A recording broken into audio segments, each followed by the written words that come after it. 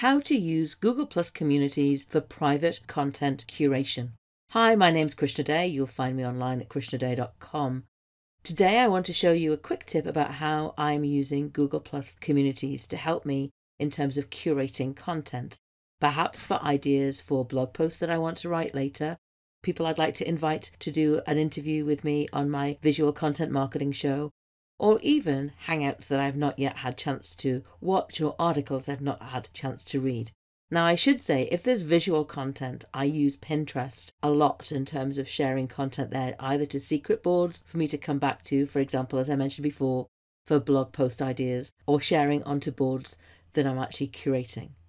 But here I am on Google Plus, and one of the things that I've done is I've created a private community. So go over to your profile as you're logged in, create a private community. So do the drop down on the left hand side, pick up a private community, and this is one that I've created. So just a few quick tips about when you're posting into your private community. Now, of course, you could have this with your team members, but this is just one that I've got for myself. So I want to share some content in here. So what I'm going to do is I'm going to put the title, and I've already copied it over in terms of what I want to actually put into the community. In terms of formatting, I want to make the headline bold, so I can do so by putting a star either end of it. And then what I'm going to do is post in the link that I want to share there. So here's the article I actually want to put into my community. And so I'm going to just post that underneath. That could equally be a blog post or a video from YouTube. And as you hover over the initial image there, this is just like you see on, for example, Facebook, or perhaps if you're using any content curation tools on other platforms, you might have seen this. It gives you the option of the image. I see this on LinkedIn as an example. And when I'm sharing content to LinkedIn, perhaps through Buffer app or directly, you'll be able to see several images. So I actually want to pick up not my profile picture here, but the image that actually goes with it. So it's a nice visual prompt for me. I can then add it to one of the categories. So I've already created different categories here.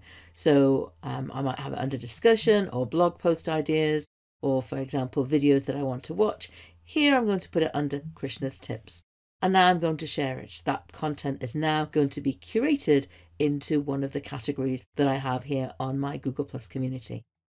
If you do want to make a change later on, just like any other post on Google Plus, if you go to the top area, it gives you an options menu. And in here, I can edit the post, delete it, link to it, or disable comments. So I could choose to go into here to correct a spelling or add other information to it later on. Perhaps I've come across other content that's related to it. That would be a good idea if you were putting together ideas for a blog post and you want to put together a series of links. However, it might be you think, oh, I shouldn't have saved it to the area that I've put it into here in terms of the category.